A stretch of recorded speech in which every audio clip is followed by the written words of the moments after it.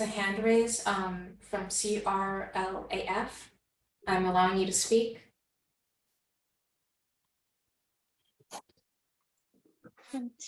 Good morning, Council. My name is Amagda Perez, and I am the Executive Director of California Rural Legal Assistance Foundation. I see on the agenda that there is a particular question in regards to some of our work. So I am happy to wait to that part of the agenda, but I did want to let you know that I'm here and would be happy to answer any questions that the committee may have. So thanks for that. And if you're able to wait, I think it'd be the most helpful to do that at the time we take up that agenda item. So thanks for joining, and we look forward to hearing from you then. Thank you for the opportunity. Okay, now we have some updates that Eric is going to provide. And the first is an update on the IEP collaborative. Yeah. Before we jump into that, Catherine, I wanted to give Rocio a brief opportunity to introduce herself. I don't think she terrific. Thank you. It's hard to see who's back there, so. No worries. I'm in the San Francisco office in the conference room. Hello, everyone. Rocio Avalos. If I hadn't yet met you, I did attend the commission meeting as well, but this is my first eligibility and budget review committee. So I wanted to just say hello to everyone. I'm the newest program director. We overseen our grants and our IOLTA program. And very nice to be back. I was previously here. I've worked with a few of you previously. It's really nice to see you again and to meet new folks. I was here a few years ago as a senior program analyst. I'm happy to be back. It's great to see you again, and welcome back. Thank you. Thank you. And do you want to introduce your other colleague, just so I don't know who else is sitting in the room with you, Erica? Oh, hi, I'm Shannon Crosley. I'm hosting. Oh, hi, I see your name over there. Okay, perfect. Thanks. Okay, on with the agenda. It's scary. I just need to pull up the PowerPoint. No worries.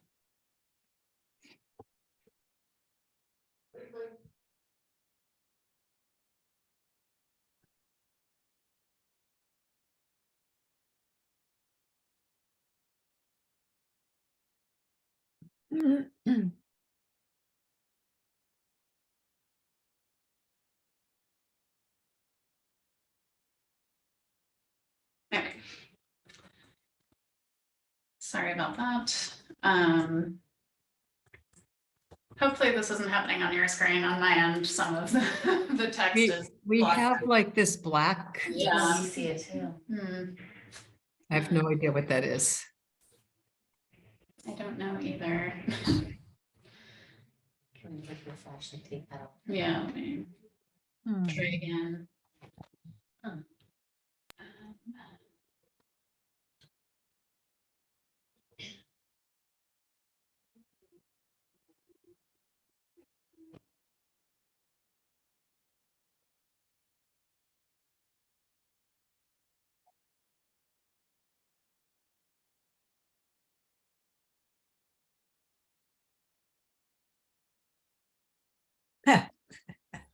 You want to send it to me and I can try? Sure.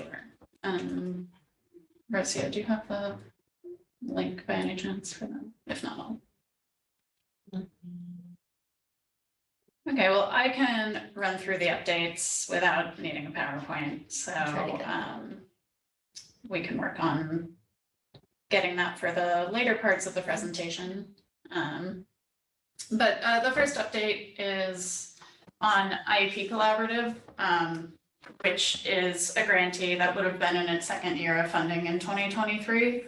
They first applied for IOLTA EIF funding in 2021 for the 2022 grant year. During last year's eligibility process, they applied and were found eligible for 2023 funding, and they signed a grant agreement with the state bar, but they notified us during the first quarter that they were having some operational challenges and had fallen short of their funding goals for the year. And as a result, they were planning on reducing services. So they were going to complete their commitments to their existing clients, but were not planning on taking on any new clients for the foreseeable future. And as I understand it, we're also considering winding down operations entirely. And so they notified the state bar that rather than starting on the 2023 grant year, they just wanted to decline their award, because it would have not only required them to, prepare quarterly expenditure reports, but year-end evaluations and things like that. So we have been working with them to have them refund the first quarterly payment that had gone out by the time that we learned of their intent not to proceed. And then we will be withholding any future payments for the rest of the year. So we're working with them to close things out, but there are no issues at the moment. And we don't anticipate any. And just wanted to note that the funding that would have gone to them is going to be redistributed in the 2024 grant cycle. So that amount of money will just be rolled into funding for next year. Thanks. So if there's, I don't know if there's any questions about the plan for that or related to the organization. So. It doesn't look that way, and thanks for the update, Erica. Sure.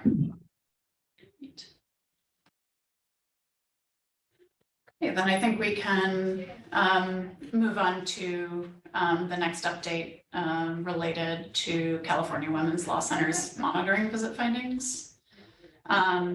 So that organization had a monitoring visit in 2022. And they had both program findings and fiscal findings, and the program findings were fairly routine. They related to things like staff capacity. So, hiring a grants coordinator to allow the legal staff to focus more on their legal support service responsibilities, staff training, encouraging more professional development, encouraging improvement in board diversity for this organization. And then we also had some fiscal findings, which I'll go through, but just to give you context for what we look at when we conduct monitoring visits, we're looking not only at the requirements under the statute and state rules for compliance with our grant requirements, but we also use for the program piece, the American Bar Association's standards for the provision of legal aid. And so we will reference the ABA standards as well. And so those findings I just mentioned relate to the ABA quality standards. And then our fiscal findings, we had a few. One was related to personnel records and expenditures. So I believe that there had been an issue with potentially the organization hired 2 fellows. One was supposed to be charged to a UCLA grant and one was supposed to be charged to the state bar. But it looks like both of them had been charged to the state bar grants. And then there was also an overstatement of fringe benefits because contractors had been misclassified under personnel. So based on the organization's response to those findings, staff is following up with them to get more detailed reports to separate out sort of how many expenditures should not have been attributed to the state bar grants. So that's a pending finding in terms of reaching a resolution. There were also issues with internal controls, which was a repeat finding. So the organization had didn't have segregation of duties. I believe there was a bank account that was opened without board authorization. The response related to that was that the organization had obtained a debit card, which had unintentionally opened an account, which was not their intent. Related to the above 2 findings, there was board fiscal oversight finding that there should be more involvement from the board when making decisions for the organization. And then what we will get to in the next item, which is an action item, there was unreported carryover amounts in 2020 for the IOLTA and EAF grants. And then there was also excess carryover and budget deviations that were unreported from 2021.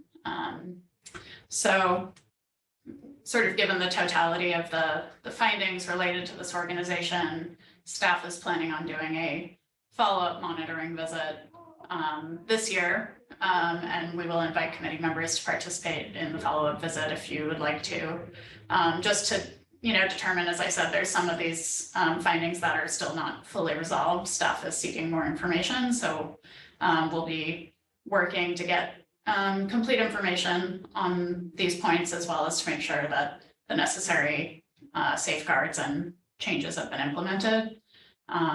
So we will be reporting back to the committee on this follow-up, but yeah.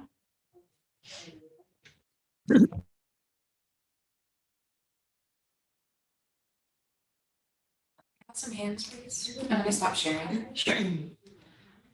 Catherine, it sounds like have some raised hands on this point. Oh, they lowered their hand. Betsy Butler, Yeah. I'm allowing them to speak. Hi, can you hear me? Yes. Oh, hi, good morning, everyone. Thank you for taking the time this morning to go over our issues. I'm curious, do you all have access to the letter that we wrote in response to the audit?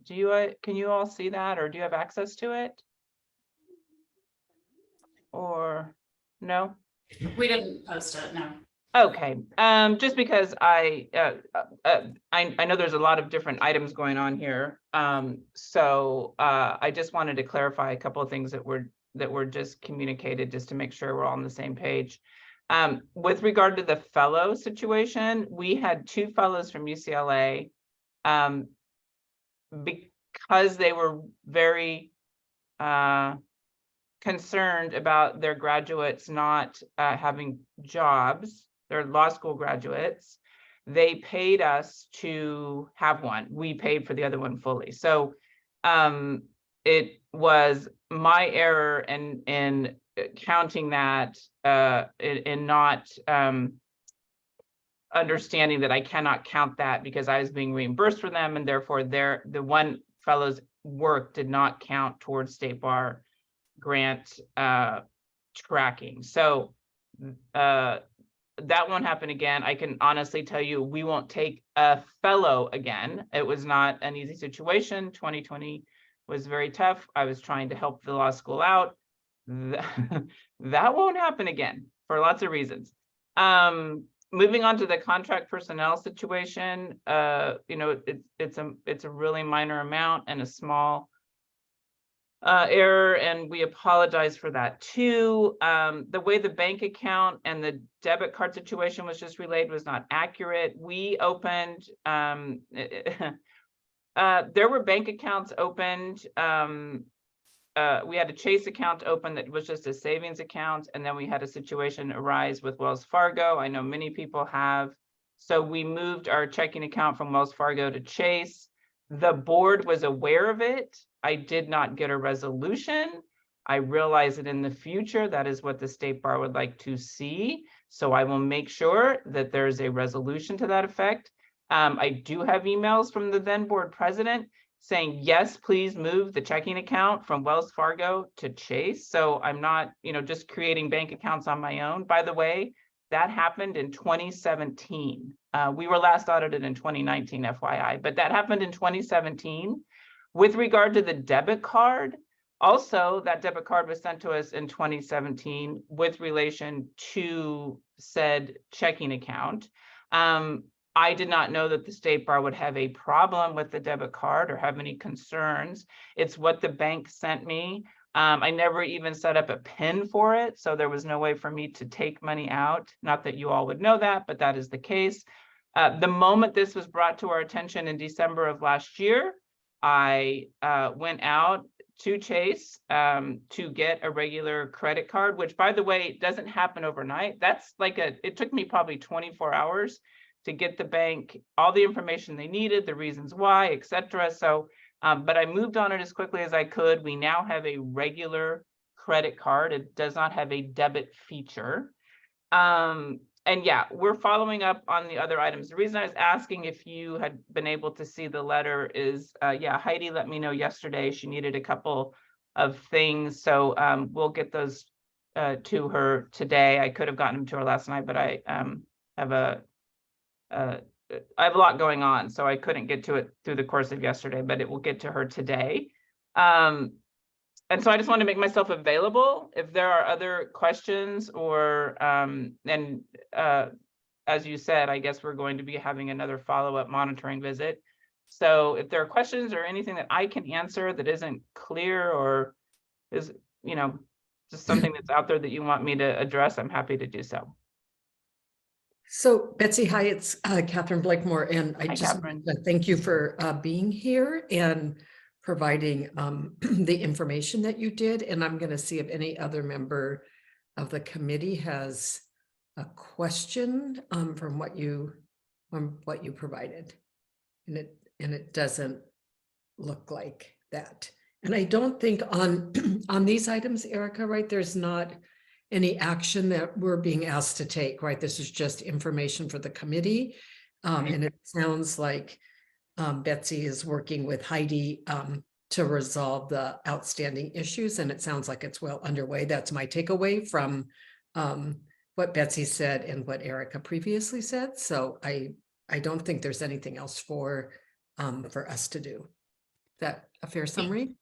Yeah, the items that I summarized are, don't need to be acted on.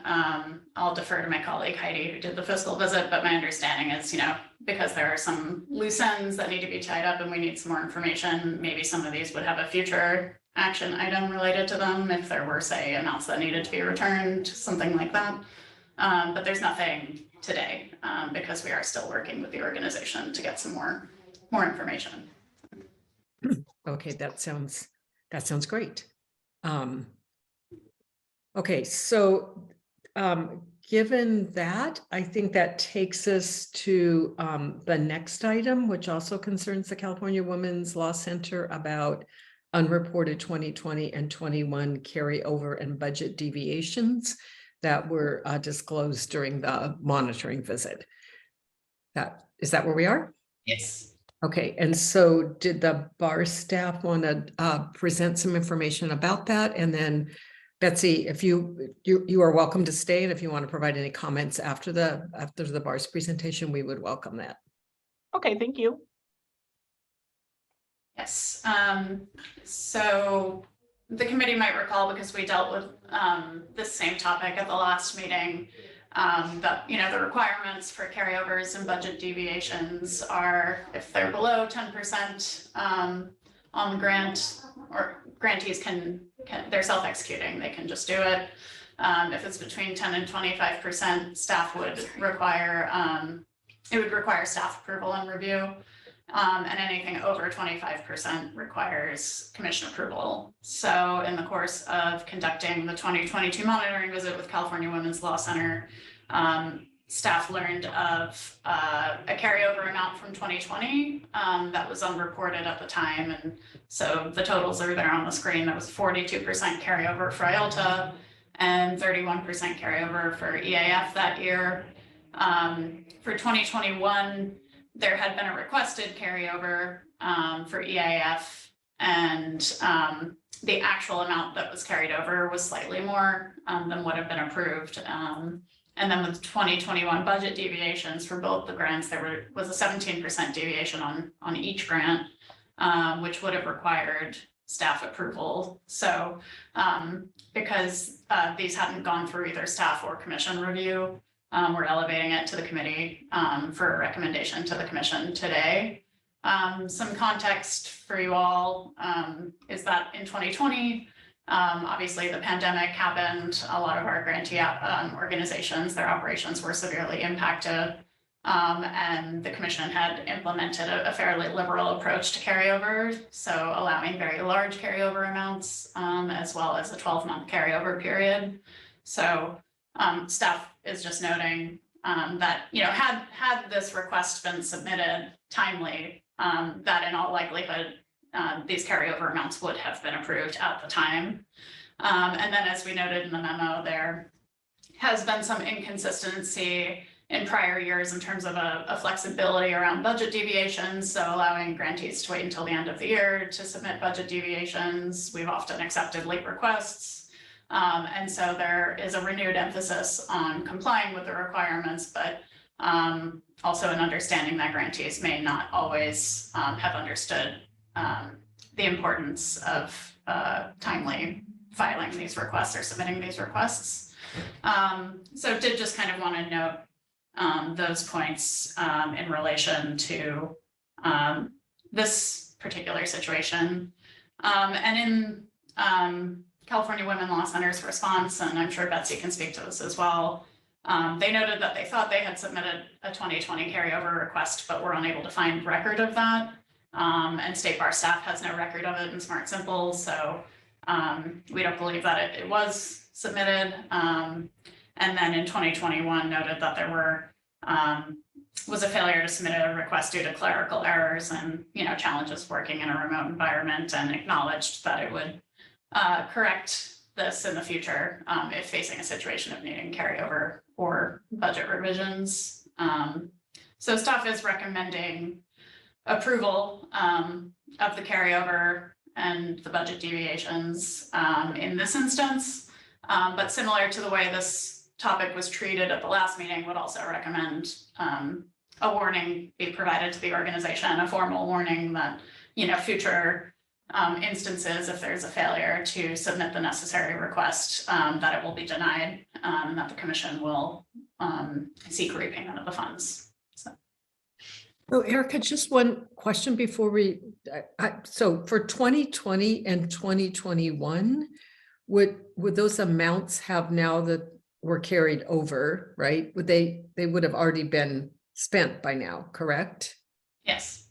And that's another consideration, that because they have been spent, that, at this juncture, it would be a hardship for the organization, given how much time has passed.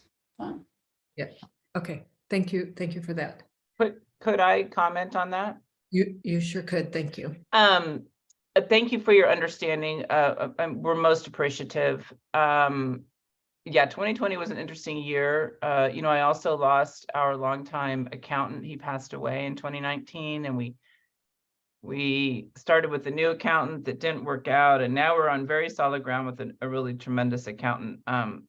Not to mention all the PPP funding, and so we knew we had to carry over. So I think that with all of the upheaval of the year and people not being in the office and everyone thinking everyone else did it, it just didn't happen. So we are most apologetic. I know we have not missed before, and we won't miss again. So again, I appreciate your understanding. I also wanted to point out that although we didn't timely and formally request a carryover, we were allowed to fill out Q5 and Q6 carryover quarters. So we did fill out those quarters, again, not knowing until the audit last month that we had done so basically in error, and that we didn't have the permission to do so. So apologies again. We won't let it happen again. And if I may, as while we're on the topic with the carryover,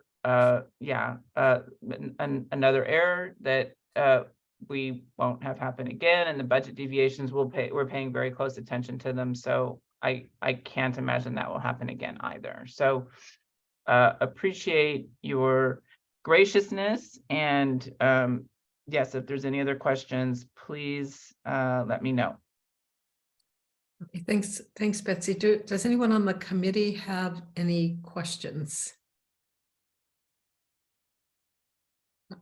I am not seeing any hands, I don't think. I want to get everybody on one screen, so there. Okay, so there are no additional questions. So I think there's a recommendation and we need to approve this, correct, Erica? Yes. And is that on the next slide, maybe? Yeah. So there's the resolution that we recommend that the Legal Services Trust Fund Commission approve the unreported 2020 and 21 IOLTA EAF carryover amounts and budget deviations from the California Women's Law Center, and that we further recommend that the commission provide a formal warning to the California Women's Law Center that future unreported deviations will not be approved, and that the commission will pursue any of the remedies available to it under the grant provisions. So are there any comments about the proposed resolution? Okay, I'm not seeing any comments or questions. So would there be someone make a motion regarding the resolution? I'll move, support the resolution. I'll second.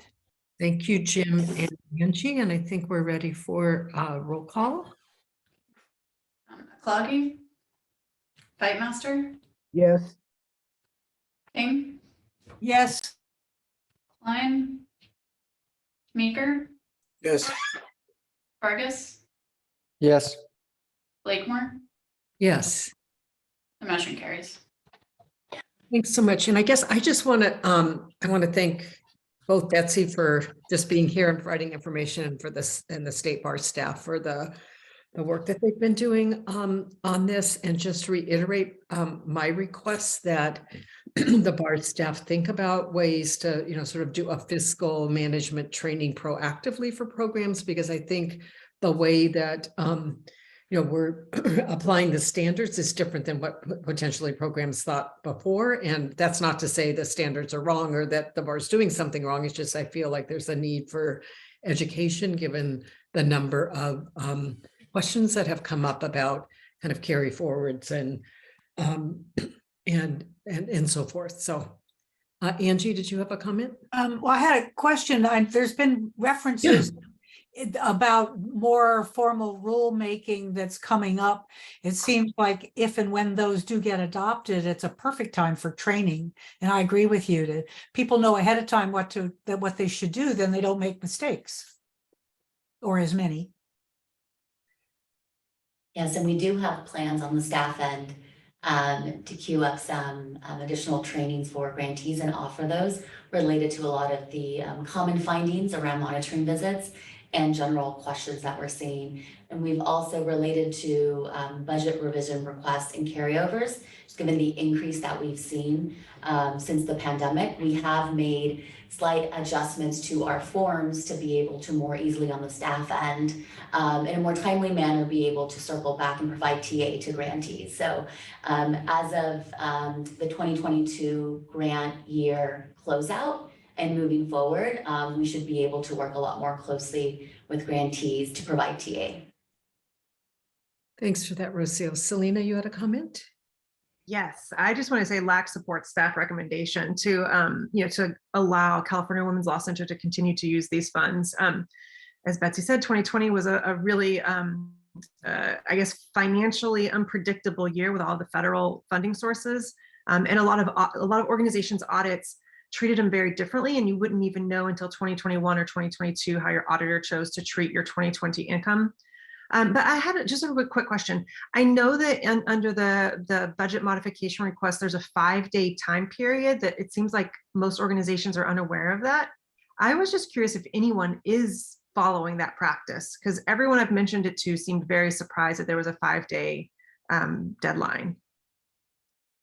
Yeah, the 5-day deadline is part of the grant agreements that are signed every year, but in practice, I think we do get some requests during the year, but the vast majority come in at the end of the year, and staff until recently has not necessarily inquired about like when exactly the deviation happened. But based on discussion at the prior meeting, and because we will be codifying the budget revisions later this year, there has been discussion about that turnaround time. So I think we'll be looking at that. Is the requirement when you know the deviation is likely to have happened to happen in the future or in the past? Because at least with my own experience with my small org, I don't know about a lot of our deviations until our audit is complete. And the auditor says, oh, we moved this way, and we characterized your lease this way. And so a lot of our own financials, despite, I think I'm pretty good at QuickBooks, but the auditor makes pretty significant changes after the fiscal year is already closed. I would have to go back to look at the exact wording in the grant agreement, but I believe it says something about once the grantee becomes aware of the need for a budget revision. So I suppose that could be interpreted either way once it becomes, confirmed that there is a need to update the budget, or if there's a likelihood. But, so we could take a look at that as well. Okay, thanks for that. Is there any other, Betsy, did you? I said- Yes, could I just say, thank you again, everyone. I really appreciate your support. Also, I wanted to check in, should I plan to also communicate with the Legal Services Trust Fund Commission on this issue, or what are your suggestions? Well, this resolution is in the form of a recommendation, so the Right. Legal Services Trust Fund Commission will need to make the ultimate decision, and it will be Okay, in the calendar perfect. for their meeting in June, if you would like They're to. meeting in June. Okay, do you know which day by chance? I can look that up and email you. Okay, I just need to make sure it's on my calendar. Yeah, sure. All right, thank you so much. I really appreciate your help today. Thanks for joining. Thank you. Okay, I think that takes us to the impact litigation and advocacy work activity reports, better known as ILAW. And so I think we're going to move to that. I didn't know whether there was anybody, any other members of the public. I know CRLA is here, and I think that comes up as a part of this. So, and is anybody else here to talk on that item? Do we know?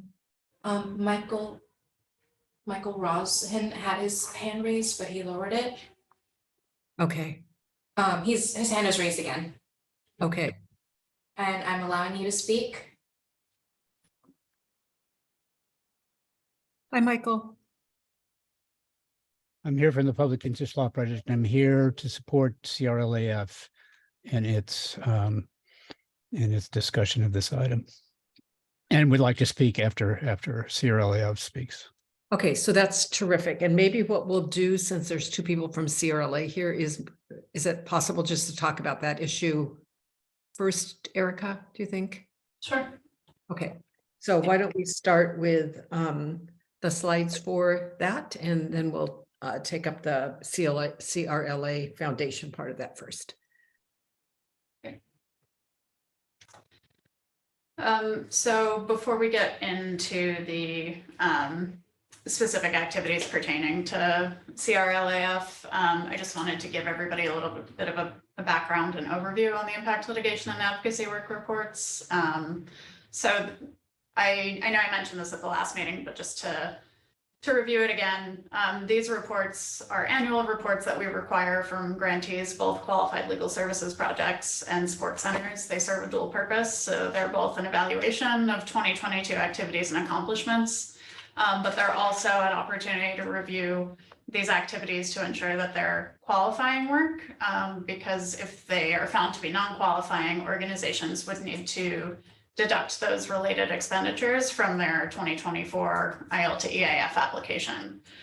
This has implications for both sports centers and QLSPs in terms of their primary purpose. The way we determine primary purpose is the organization's expenditures on qualifying activities versus their total expenditures in the prior year. It also has implications for QLSPs in terms of the award amount that they may receive in terms of their allocation in the next year.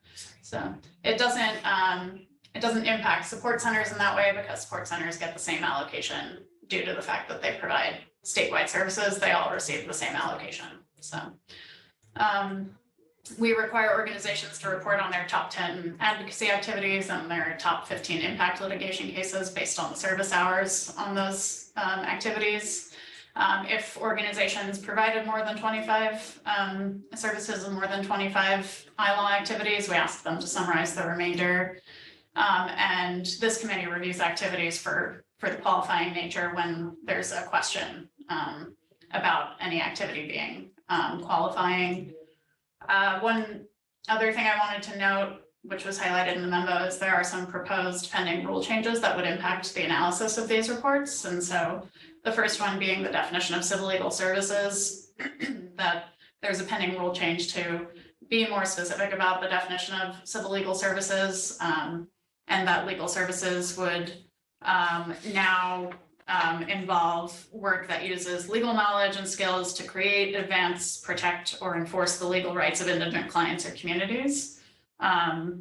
So that will be more descriptive and helpful to staff in reviewing these activities compared to what the current definition is, which is, I believe, the professional services of an attorney or somebody under the direct supervision of an attorney. So we also have a pending rule change related to the way that indigency is defined and demonstrated. And so in the context of providing services to a group of individuals or trying to create broader systemic impact, it can be difficult for organizations to demonstrate that they're doing that primarily on behalf of indigent persons, compared to when they're working on behalf of an individual who they can income screen or determine that they meet, the indigency standard in some other way, such as being an older adult, or receiving SSI, for example. So the new rule would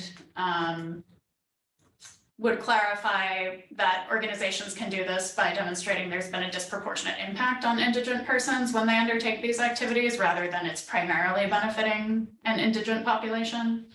And then it also would implement a new hours requirement. So there would be a minimum threshold for organizations to report these activities, rather than requiring them to report on any activity, even if, let's say, it only spent 5 hours on it in the prior year. So those rule changes, if passed, will be implemented for the next cycle. But staff was mindful of kind of these new proposed definitions when we were reviewing the reports this year.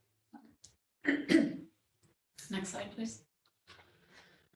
So I think I can maybe skip ahead to the standards for review for support centers to discuss California Rural Legal Assistance Foundation first. If you could go to the next slide, please, Jen. Thanks. So support centers need to have a primary purpose of providing legal training, technical assistance, and advocacy support for civil legal services without charge. Generally speaking, when we're reviewing ILAW reports, the standard for impact litigation is if a support center is providing direct services to an indigent client, that they would generally need to be co-counseling with a qualified legal services project or a pro bono attorney, or have the case referred by a qualified legal services project that is unable to assist the client. And the guidelines encourage support centers to engage with QLSPs and to make sure that they're still involved in the litigation, even if they can't co-counsel to the extent possible. So there is a focus on building QLSP capacity.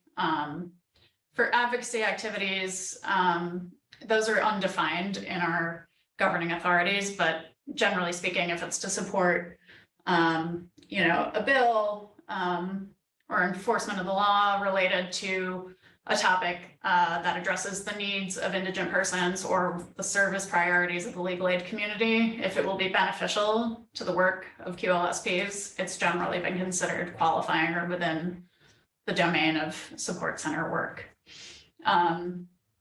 So in the case of California Rural Legal Assistance Foundation, the case that we had raised individually for committee review was noted because, at least, in the way that the activity was reported, there was no QLSP or pro bono partner. I know that staff had reached out to the organization to get some more clarification. I think perhaps even the staff on the call can clarify, because it seemed like there was question about the number of hours devoted to this activity and that they may not have actually worked on this activity in the prior year. So maybe that's one thing that we can ask the organization about. But beyond that question, staff didn't see any indication that there had been partnership with a QLSP in order to work on this activity or promote this activity, this litigation. So that's why staff was raising it for committee review. But, I don't know if there are questions about that or if we'd like to let Emma. I think so. I guess we'll first is do people have any questions about kind of the standard for support center activities, which is kind of a current standard. And I think there's a request later on that we provide just some general thoughts about that. But is there any question about the standard? And then after that, I think hearing from both CRLA Foundation, and then it seems like Mike Rawson also wants to talk about it would be great. So I'm not seeing any committee hands. So I think the CRLA person that was here earlier, who's, I apologize, I've forgotten your name, but they don't seem back in the queues, so can we invite them to participate too? Are they still here? They're still here. No, stop sharing. Perfect. So Mgada Perez, do you want to just provide some information, then we'll turn to Michael next? You might have to unmute yourself. Yes, thank you. Thank you for the opportunity. Yes, so I did want to clarify that in the previous year, there was actually no reported hours, and there in the period of 2020, 2021, we were also undergoing some staffing changes, and so there was a little bit of confusion from our grant writer about what information to report. So there is actually no qualified expenditures or any hours reported on that. I did just want to kind of address like our involvement in this case. So CRLA Foundation participates in a number of task forces with QLSP. So we are on a housing task force. We are on an educate task force and also on a low wage worker task force. And through our involvement in these task forces with the QLSPs is how we learn about issues that are impacting low income community. And oftentimes CRLA Foundation will co-counsel to the extent necessary with QLSPs to represent those clients that are ineligible for federally funded legal services. So CRLA Foundation will represent and address the issues of undocumented communities throughout the state. Our involvement in this particular case, came about that initially CRLA Foundation was involved in the advocacy piece, to ensure that low-income housing would be available, especially in rural communities. Part of that statute was, I think, challenged on constitutionality issues. So in that, we were asked again to participate in that case with Western Center and other organizations because, again, of our underlying work on the legislative piece and our experience and knowledge about the statewide issues in regards to rural communities is why we became involved. And that is, our goal is definitely to provide education and inform the QLSPs about issues that are affecting them in the particular area, and especially in regards to rural communities in a way to address the justice gap in that. So again, in regards to 2022, there was no work on this case at that time. And I apologize for reporting it. I am, working with our staff so that we can correct those reports, but that should not have been in this particular report. But I am happy to answer, any additional questions that the committee might have. And then also, maybe have Mr.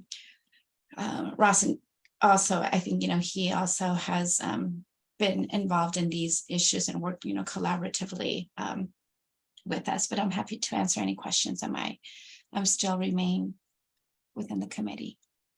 Does anybody have any questions for Ms. Perez?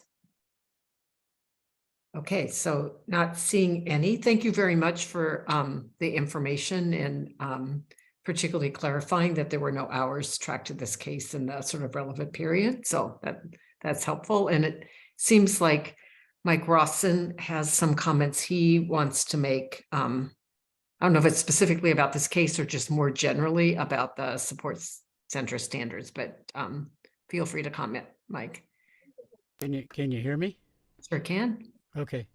I'm chiming in on this because we were involved in this case too. The case that is at issue here, the Huntington Beach versus State of California case, came out of our underlying litigation, which was Kennedy Commission versus Huntington Beach, and legislation that resulted from that case that was supported and drafted by the California Rural Legal Assistance Foundation and the Public Interest Law Project. That legislation made it clear that the laws that were at issue in this case, the Huntington Beach case, the housing element laws and many other affordable housing laws applied to charter cities as well as other cities. Huntington Beach's position was that no charter city in California has to comply with the housing element law, essentially. And that, of course, would undermine our case, because our case and the state's case against the Huntington Beach was about their compliance with the housing element. There was an unfortunate Court of Appeal opinion in our case that at least for a time period said, you're right, Huntington Beach, as a charter city, you don't have to comply with some of these laws. And so we put our heads together with our collaborators in Sacramento, which included California Rural Legal Assistance Foundation and Western Center on Law and Poverty, and we drafted some legislation which included SB 1333 that basically made it clear that all these laws apply to all cities, including charter cities, and got that adopted so that we could continue the litigation. And as soon as that got adopted, Huntington Beach then sued the state of California challenging SB 1333. They said, you can't do this. It's unconstitutional because the charter city provision is in the state constitution. So we went back to our partners, to CRLAF and to Western Center, and came up with an intervention strategy because the case was against the state. So the Kennedy Commission, represented by Public Interest Law Project and our local QLSP partner, Legal Aid SoCal, decided we were going to intervene and present the Orange County, the Huntington Beach context. But we thought it was also important that there be statewide context. And so California Rural Legal Assistance Foundation and Western Center took on representing Housing California and the California Coalition for Rural Housing as the statewide actors with concern in this legislation, because this was legislation that, of course, affects the whole state. They also sought intervention. The trial court granted intervention to both the Kennedy Commission and to Housing California and CCRH because of their interest in the case, on the condition that all of us collaborate on one brief, which we did. So during the whole case, and even before the intervention happened, the three support centers, CRLAF, Western Center, and PILP, were collaborating with the local QLSB, who is the lead counsel on the case, Legal Aid SoCal, to do the briefing and get the declarations together, get the experts together, and make the case before the court, which we won, and the state won as well. And to the extent, and it does still continue in the sense that the organizations are seeking their attorney's fees, but other than that, the case is over. And so I would think that we were all partners in this, and CRLAF and Housing California were not only representing the state interests, but helping the QLSP, Legal Aid SoCal, represent their interests. So there was, may not have been indicated in the records. I don't know what Western Center indicated in its records about it, but there was definitely QLSP involved and coordinating and driving the whole case. Okay, so thanks for that. So it seems like there's sort of two separate issues here that have been raised. One is that for CRLA Foundation, this mistakenly appeared on the report because there were no expenditures charged for the year that we're being asked to review. Is that's correct, Erica and Ms. Perez? Yes. Okay. And then the second is for work that was done. It appears that is it lead counsel? Is it the lead counsel was a QLSP? Is what Mr. Rawson was saying? Yes. Can I say yes? Yeah. Yes. So it was Legal Aid SoCal in Orange County. okay. So I guess Jim, you have your hand up. Yeah, just a minor question that's not directly related to the two issues here, but I was wondering on the rural issue here, I mean, are there a lot of chartered cities in the state that are in rural areas? Because Huntington Beach isn't. Well, half the population in California is covered by charter cities. All the major, the 15 largest cities in California are charter cities. but there are a total of 121 charter cities statewide. And some of them include very rural communities or small, well-heeled communities like Huntington Beach. Okay, thank you. Any other questions from committee members? And then I think, Erica, the initial recommendation, which might have changed, was to say that this wasn't a qualifying activity, but since it wasn't, I mean, sort of the immediate issue at hand, if it wasn't reported, is there a need for us to take some action? No, you won't need to take action on that particular activity. But I do think based on the additional context that was just provided, this sort of fits in with the larger question that we've posed to the committee that we can talk about. Yeah, so I think that's right. I guess that's why I was framing it as two separate things. So it seems like for the purposes of CRLA, there's no action to take because nothing was reported. So I think that's fine. And I really appreciate Ms. Perez being here to clarify for us sort of that. And then now we could turn, I think, given that, to the other question you wanted just a discussion about was sort of what are the standards for support centers in terms of qualifying activities? And do you want to just walk us through that and then we can have a discussion about it? Does that make sense? Sure. Yeah, happy Okay. to do. Thank you. And thanks for taking this out of order. I just. No problem.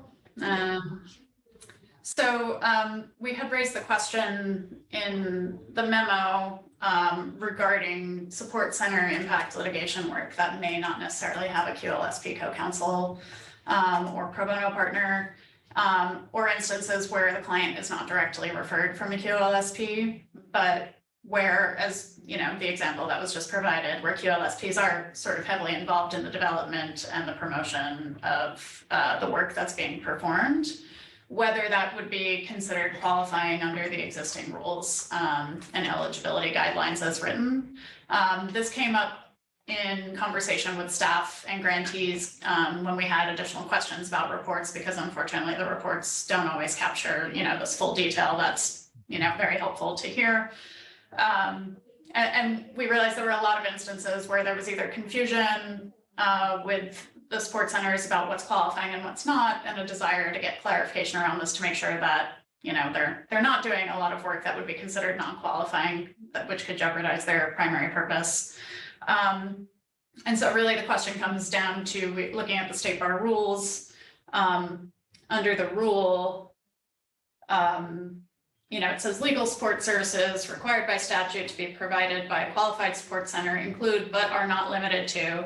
And then underneath that section, there is a provision for the direct provision of legal services to indigent clients of a qualified legal services project, provided that those services are provided to the client as co-counsel or at referral by a QLSP that can't serve the client. So staff feels that that might be expansive enough that these situations where, you know, support centers are providing these direct services and impact litigation might be considered qualifying without the QLSP partner.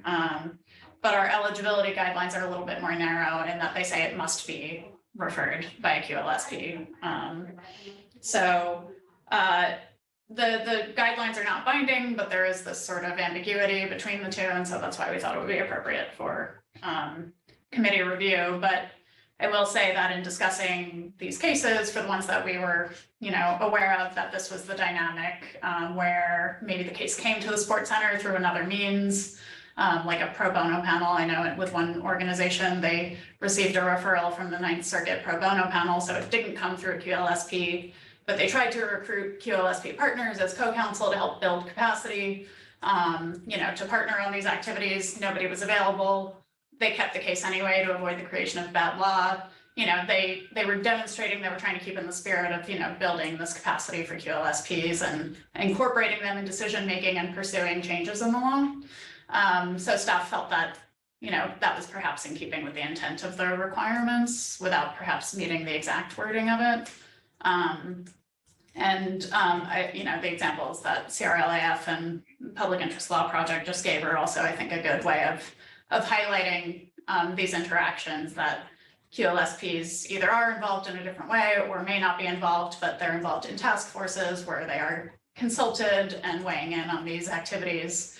And that really the ultimate aim is to support law that, you know, can then be followed by QLSPs in their direct service cases. So, so the staff recommendation would be to find this type of work as qualifying, at least for this round of reports. Support center topics are up for codification later this year, and so I think this will be fleshed out more fully or addressed in more detail. But you know, for the purpose of moving forward with these 2022 reports and dealing with 2024 applications, we would recommend approval or finding that this would be within the scope of qualifying support center work, but wanted to bring that to your attention because I think that this has come up more this year than in a way that it hasn't in prior years. So I see some hands. So thanks. Yeah, but thanks for the background. That was, I think, really helpful to everyone. And let's go to Jim and then to Brady. No question. I just didn't take my hand down. Sorry. Oh, all right. Well, let's go to Brady then. And I just wanted to chime in to make clear, we looked at this and the statute, which is obviously binding, and then the rules, which are binding until they're changed by the commission and approved by the Board of Trustees, which the Board of Trustees needs to, as long as it's consistent with the statute. Those wouldn't bar this. It's just that that commentary in the guidelines, and the guidelines are sort of were adopted at one point by the commission, so they're not binding in the way that the rules are, and are sort of meant to be illustrative. The hope through the whole codification process is that we'll get everything necessary into the rules themselves, and we won't have the sort of confusion that they cause. But I just wanted to make clear that I'm comfortable that we're okay with the statute and rules to allow this. Okay, so Selena, go ahead. Oh, just two quick comments. I think there's also, once we change the requirements around ILAW, this will probably help a lot too, because I've talked with several members of my own board who said that when we started the ILAW reports, they were told by State Bar staff, it's like to tell the stories, to tell the legislature, and if that's true, we were using the ILAW stories in legislative appeals to increase equal access fund. And so it really was more about like a great client story that we use in like press releases, and less about, QLSP referred it to us. And so it feels like there's a lot of research needed by State Bar staff, because organizations think they need to tell us compelling story, not why did we do this exact litigation. So I think that will actually help reduce some of the burden later of like trying to figure out why this litigation was started. And I also think like through the support center codification, we can figure out a little bit more about how it's working and how I have kind of a hypothesis that support centers are more important now than ever because of all the turnover at QLSPs, that support centers feel a little bit more stable with their senior staff than a lot of QLSPs. And so they may be issue spotting a little bit more because QLSPs are feeding information to them in a less systemic way. And so anyway, we're looking at that at LAC too, to figure out how we get QLSPs to understand the support center role a bit more. Okay, so thanks, Selena. I guess my only other observation is, and I talked to Erica a little bit about this, but I think having, some additional information provided on the application about QLSP involvement would sort of make this easier for everyone, because I thought the discussion was really helpful to understand in this particular Huntington Beach case how QLSPs have been involved in a variety of ways, but you wouldn't know that from reading, because it was maybe the form was initially designed for the purpose you said, Selena. So I think just in the interim, even while the rules going forward, sort of thinking about other questions that could be asked that would make the review process easier could be helpful as well. So does anybody have any concerns about sort of the approach that Erica outlined, which is, sort of looking at it and asking the questions about QLSP involvement and being flexible about what QLSP involvement can be, which I think is a perfectly fine approach, that it might come in a variety of different forms, but there should be some demonstration of how you're supporting a QLSP, not that you're just doing litigation because you wanted to, right? But it seems like the flexibility about that is a good idea. And do you need a do we need to approve something about that, or you just need to get a sense that people are okay with that?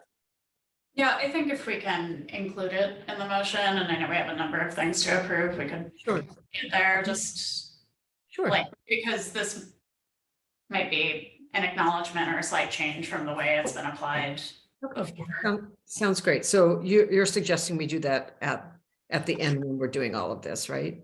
Yes, unless you would prefer to take it separately. Okay, and Jim, you, Yeah, just a question. So that means if a QLSP is not involved at all, but they're just helping an indigent group, that it wouldn't be qualifying? That's the way that it had been interpreted previously, that it must have a QLSP co-counsel, or it must be referred from a QLSP that can't take the case. But we think that's too restrictive, but that is the way, like, the wording of the eligibility guideline is such that it would seem to be that narrow, but we don't think that, given that that's non-binding and the rules are more expansive, that it should be allowed as long as it's still supportive of QLSP activities and needs. So Okay, so the so approach you're that- arguing for the broader approach. correct, Okay, good. more flexible approach. Yeah. Catherine, can I just add, just one, this is Rocio. I just wanted to add a little bit of historical context. This is really helpful to hear and feedback, and also thinking about additional training we could build in around ILAW. When I was here last, we created the ILAW form, and the purpose was to be able, so these activities that we are currently reviewing to determine if they are qualifying expenditures, it was actually built into the IOLTA EAF application itself. And that was part of what drew out that process and just made it overly complicated at that point in time. And so to try to provide a little bit more TA and to try to lift up those stories that were getting lost in this kind of longer term work, that especially, that our support centers were doing, we decided to pull that out into its own separate evaluation report and do it in a phase prior to the IOLTA EF application, so that organizations could take the time to identify potentially non-qualifying expenditures, bring it to the committee prior to them submitting their IOLTA EF application. So I think maybe, Selena, to your comment, that was really helpful to hear. Maybe we shifted too much, emphasized the client story piece, and now we kind of need to go back and provide a little bit more TA to make sure that initial, in terms of the qualification piece, isn't lost. So just wanted to note that and say that well noted. Perfect. Thanks for that. Okay, I think then we'll take up a motion on this for I'll just say the more flexible approach about looking at QLSP involvement when we get to the motions. And I think that takes us back now to there's two staff recommendations, one about just generally looking at some topic areas where staff believes that those are that work in those areas would be qualifying because of the significant impact on indigent Californians. And the second one is a specific question about public counsel's, a case that public counsel has. So why don't we go back to that part of the agenda? great, thank you. So yes, just to lead into the discussion about the activities that are sort of grouped, a little bit of background about the staff review process. There's hundreds of activities that staff are reviewing when these reports come in. It's probably in the ballpark, I think, of 800 activities. So the way we've approached it is activities that are clearly qualifying. There is no question. It's really on its face qualifying work. Staff has anticipatorily approved those. We review activities that are ongoing because some of these last many years, and if they've been approved in past years, we will approve them again unless something major has changed about the nature of the activity. We also have marked some activities as non-qualifying because the grantee will tell us when they reported that they don't believe it's qualifying activity, or after discussion between the grantee and staff, they've come to the conclusion that it's non-qualifying and agreed to deduct it on their application. And so there's no question for the committee to resolve because everybody is in agreement. So, the pieces that are elevated for committee review are activities that have been grouped based on where a nexus to indigency is presumed. We've called those buckets in prior years. It's where the organization, for whatever reason, may not be able to provide specific evidence to demonstrate that it's a group that's primarily indigent impacted by the activity, but just by either the nature of the activity itself or the population being served, that, you know, the nexus is presumed or has been presumed by the committee before. And so we've grouped a few together for that purpose.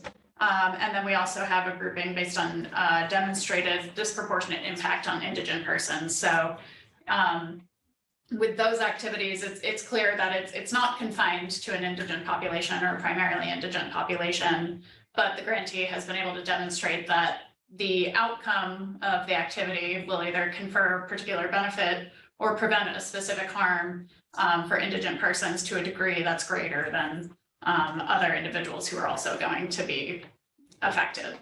That kind of gets at what I described for the rule change. Disproportionate impact has been approved by the committee in the past. But going forward, if the rule is approved, then disproportionate impact will be a basis on which staff can more clearly just tentatively mark it as approved without needing to go through the review with the committee. And then, as Catherine mentioned, we do have a few activities each year that are elevated for individual review, and the reason those are elevated would be if it's lacking clear support for the nexus to indigency, or the qualifying nature is not clear. So if it's not clear, for example, that it's legal services, we've had examples of that in the past, then we'll need the committee to weigh in. Also, in instances where staff or the grantee have had a conversation about the activity and there's not seeing eye to eye on whether it's qualifying or not, those will also be elevated to the committee for resolution. So I'll go through the buckets first, and then we can talk about the public counsel activity. So as I mentioned, these buckets involve reports that may not have conclusive evidence or data that the activity primarily impacts indigent persons, but the committee has agreed in prior years on the nature of the activity or the target population that there's just in and of itself, there's enough of an nexus to approve. So we have affordable housing, educational equity, low-income immigrants, low-wage workers, public benefits, and youth in detention. And we've listed how many impact cases and how many advocacy activities were identified as falling into these various categories. Just to give you a sense of what each of these groupings entails. In the affordable housing category this year, we had efforts to protect affordable housing, enforce housing elements, which I think was something that was just spoken about regarding that case that the sports centers worked on, enhancing tenant protections, and addressing housing challenges in particular areas. So staff had noted that there's a lack of affordable housing impacts, seniors and low-income individuals, and is even more impacted in high-cost living areas like major cities in California. And so even though the work in these areas might not be confined only to individuals at or below 200% of the federal poverty level, it is more likely to impact them or have a significant impact on them. So that's the affordable housing category. Educational equity, there had been a couple activities related to the enforcement of a child's ability to return to their school of origin, including non-public schools, related to children in foster care, as well as an activity about dream loan forgiveness. So for undocumented students pursuing higher education who are unable to take out federal loans, a lot of federal loans have forgiveness provisions. This would apply forgiveness provisions to dream loan recipients.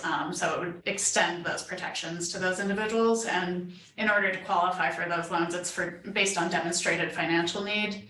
But again, it might not be confined only to individuals at or below 200% of the federal poverty level. In the low-income immigrants grouping, there were activities related to U visa certifications for individuals to obtain work authorization more quickly, opposing limitations on work authorization for asylum seekers. Also efforts to obtain bond hearings for individuals who have been in long-term immigration detention. A lot of these activities covered that type of work. And then low-wage workers, there were activities related to notice and enforcement of labor protections or COVID-19 protections during the pandemic, as well as language access improvements when working with state agencies. Notably, we didn't have anything in the public benefits category this year, and the reason for that, or the reason staff believes that's the case, is not because grantees have stopped working on this topic. In fact, there were a lot of public benefits activities, but they could be approved outright because of the change to the income eligibility threshold last year. So now that it's at 200% of the federal poverty level, a lot of these public benefits programs are just automatically going to meet the definition. Previously, when it was 125% of the federal poverty level, we had some public benefits programs that may have gone to a higher income threshold, but again, you could reasonably conclude that the majority of individuals impacted were indigent, so that's why we didn't have any in that category this year.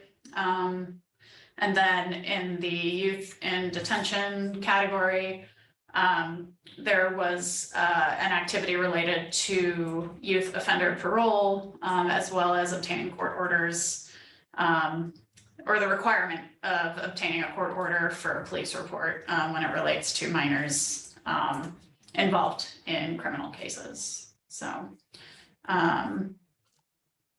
yeah, so that's the summary for the buckets. I don't know if there's questions about those. Jim has his hand raised. Yeah, Jim. Jim has a question. Yeah, a question about the youth in detention. We're talking about use under the age of 18, right? Yes. And wouldn't you normally just include the household income as opposed to the individual use income? Yeah, I think when we first created this category, the discussion around that was because youth are in detention, they may be cut off from sources of income like their normal family household income, and may be restricted in their access to it. So I think that was sort of the rationale related to these activities. Yeah. But yes, normally, yeah, you would consider household income, I believe. So, but that's what why there was a distinction made in these instances. Other questions from the committee? Okay, and the request, Erica, when we get to that, will be that we approve I just call them the buckets, where it's of a nexus to indigency, so that staff can view those in that light and then not bring them back to the committee, correct? Yes. Yes, that's correct. So these were new activities that fell into these categories, but ongoing activities that were in these categories in prior years, we just approved them because they had already kind of been reviewed as meeting the standard. So these are the new activities, but yes, the idea would be that the committee won't need to approve it again unless there are other new activities falling into it. Okay, thanks for that. Okay, is that all on this topic? And then I guess we'll take up the motion on this as at the end when we get to all of these. So does that take us to public counsel? I just want to take a moment to go over disproportionate impact activities. Oh, sure, please, sorry. And then, yes, and sorry, regarding the buckets, I did want to note, if anybody's doing a close reading of the memo versus the PowerPoint, there were some slight changes in the numbers. We had some activities that were pending at the time that we posted the memo, and then we've, closed them out and finished our discussions with the grantees. So there were a couple of activities added to those categories, but not a significant difference from what you saw in the memo. So,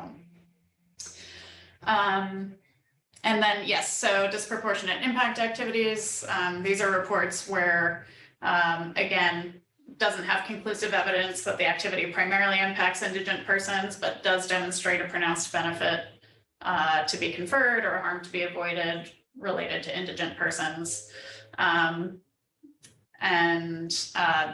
committee has approved these activities on this basis in the past. It's one of the factors for consideration under the eligibility guidelines for qualified legal services projects when analyzing their work on behalf of a group or class of persons. So we had 12 activities that fell into this category this past year. As I noted before, there is that pending rule change, which would make it explicit that this is a basis for approval, so it doesn't need to be brought to the committee every year. Just to give you some examples of activities that fell into this category this year, we had advocacy around limiting enforcement of consumer debt judgments that are below $50,000 to a maximum of 15 years of trying to enforce those, and also reducing the interest that collects on those judgments from 10% to 5%. A lot of activities fell into the second bullet point related to PACE loans, which are property assessed clean energy loans. These PACE loans are targeted towards low-income homeowners and basically are to make home improvements, more energy efficient improvements like installing solar panels.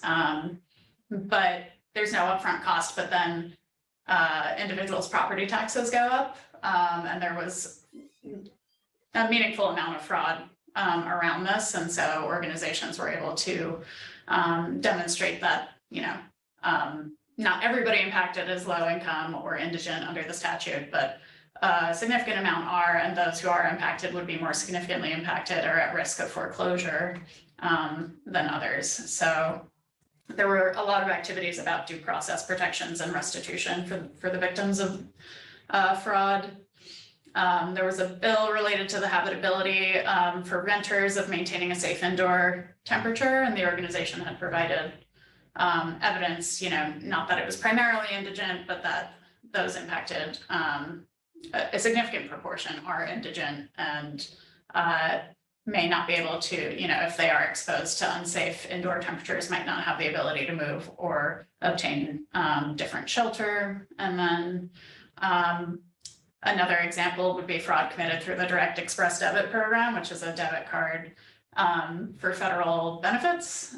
So not all federal benefits are for indigent persons, but SSI would fall under this, and some other programs where the majority of individuals would be indigent. And so again, this was a instance where those who are indigent and have suffered from the fraud committed had a larger impact, although it's not confined to indigent persons. So that's just to give you some examples of what types of activities were falling under this heading. But similar to the buckets that we just went over, staff feels that the evidence provided of a disproportionate impact is sufficient to recommend the activities for approval. So. Okay, are there questions about the disproportionate impact activities and allowing staff to approve those? I see agreement, nodding heads, so I think we're fine unless I'm missing a comment. So I think we're good, Erica. Great. And then, so the last piece that we need to cover is the individual activity from public counsel, which was their case Stephen C. versus the Bureau of Indian Education, which was a case filed in the United States District Court for the District of Arizona. The reason that it's being raised to the committee's attention is that out-of-state work is generally considered when qualifying for the legal services projects, but based on the report that public counsel submitted, they indicated they felt the case established a legal principle that would have application in California. So the case had to do with a school situated in Arizona, where the organization demonstrated that the majority of the children in that school are indigent. But the question for staff was whether the case has demonstrated the indigence or the connection to indigent persons in California. So is there enough of a connection to the needs of indigent Californians and the impact on indigent Californians in order to approve this, or if this out-of-state case should be considered non-qualifying? So I think this was, I mean, the more specifics as I gathered from the report is this is a school that is run by the Bureau of Indian Affairs, right? And serves Native children that are in Arizona. So just as additional context.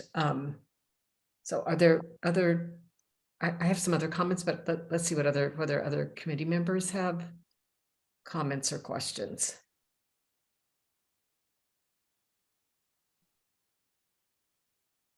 So I guess I have a specific comment for this, and then maybe a request that as you're looking at the ILAW forms, that when someone, you know, is doing work out of state by way of example, that they sort of more clearly say what the nexus is. I mean, the nexus claimed was that it was potentially, it might potentially work. I think, I don't even know that there is a Ninth Circuit decision, but they were appealing to the Ninth Circuit, and maybe that decision would be it'd be precedential in California, but unclear what the circumstances are in California. So just on some quick, so I guess it would be helpful to have the forms be clearer about that, I think, so we could get the information. But that my only other question is, and I did some very quick research just to try and understand. There's only one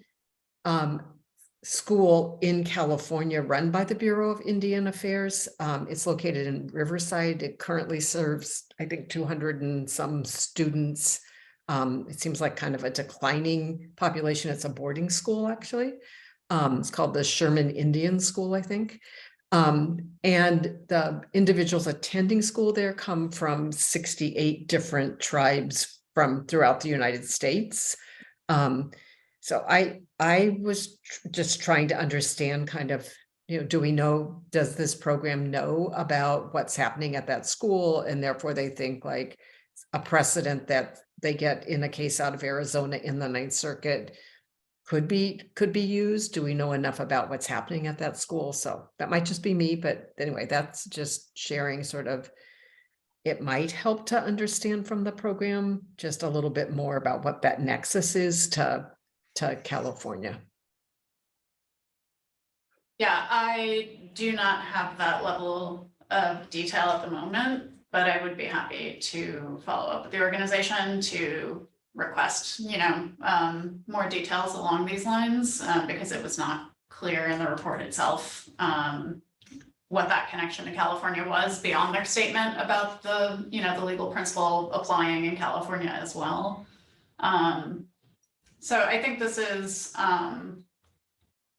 similar to how the committee had addressed this question last year with some other cases that had come up with out-of-state work, that staff can follow up the organization to learn more about the actual work being done in California that is relevant based on this case, as well as the organization's ability to demonstrate their expenditures in California, if that would be helpful.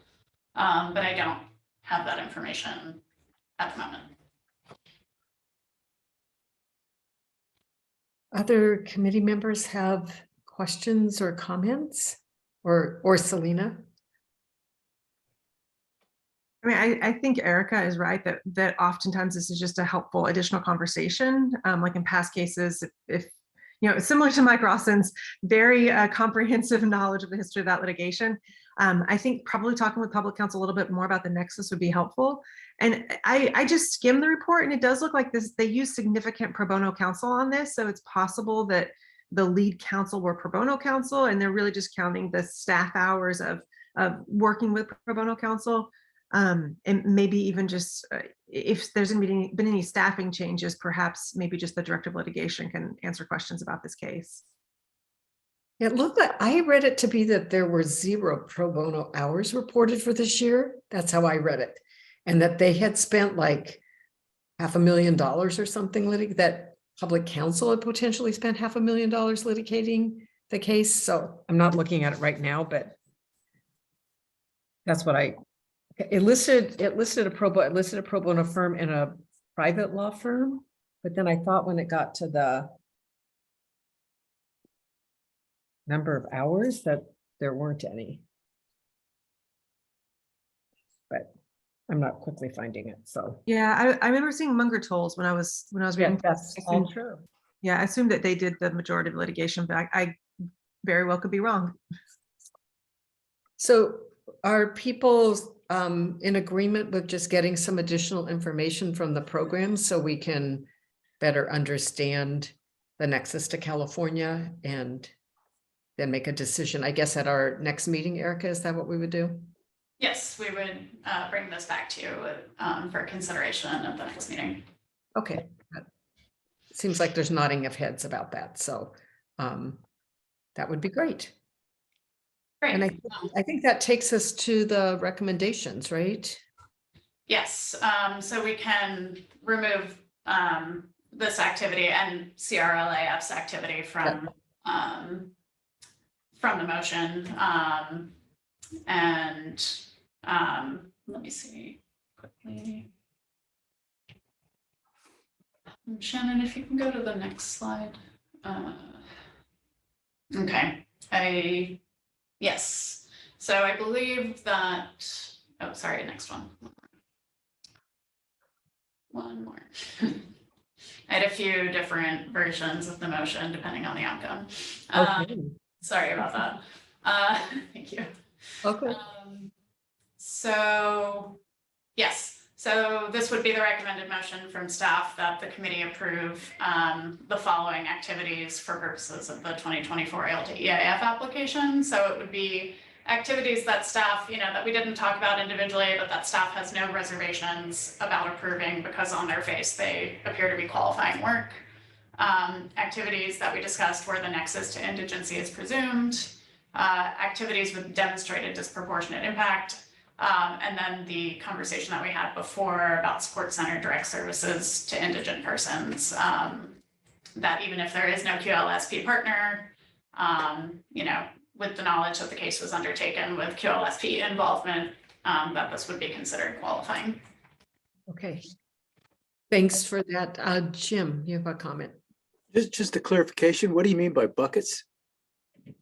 That was just the categories that was informally how had been referred to. So like affordable housing, educational equity, public benefits, those categories that we had talked about were just by their nature, the nexus to indigency is presumed, or by the population that's being served. I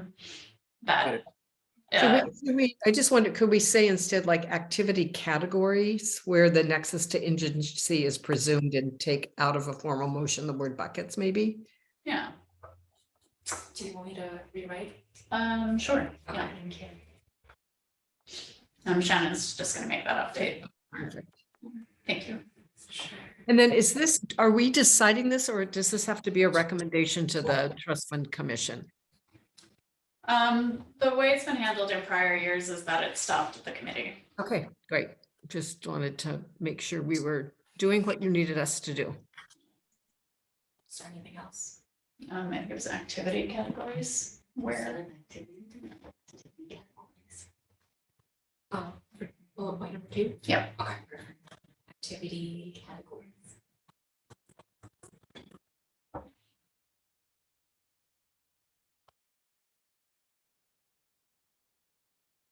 Perfect. Is there other questions or comments about the action? Okay, I'm not seeing any. Is there a motion relative to the to this resolution? I'll move. You move approval, right, Jim? Yeah. Okay, is there a second? I'll second. Thank you, Louise. Any other discussion? Not seeing any. Did you call roll, Erica? Yeah. Aklagi? Fightmaster? Yes. King? Yes, Klein? Meeker? Yes. Vargas? Yes. Blakemore? Yes. The motion carries. Excellent. I think we're at the end of our agenda. Is that right? Yes. We were an efficient group today, 1 hour and 36 minutes. That was great. Yeah. Good discussions too. So I really appreciate all the staff work putting the meeting together and for all of you participating. Do we need a formal motion to adjourn? No. No. Okay. So have a great rest of your day. Thank you. Thank you. See you later. Bye. Ending the webinar.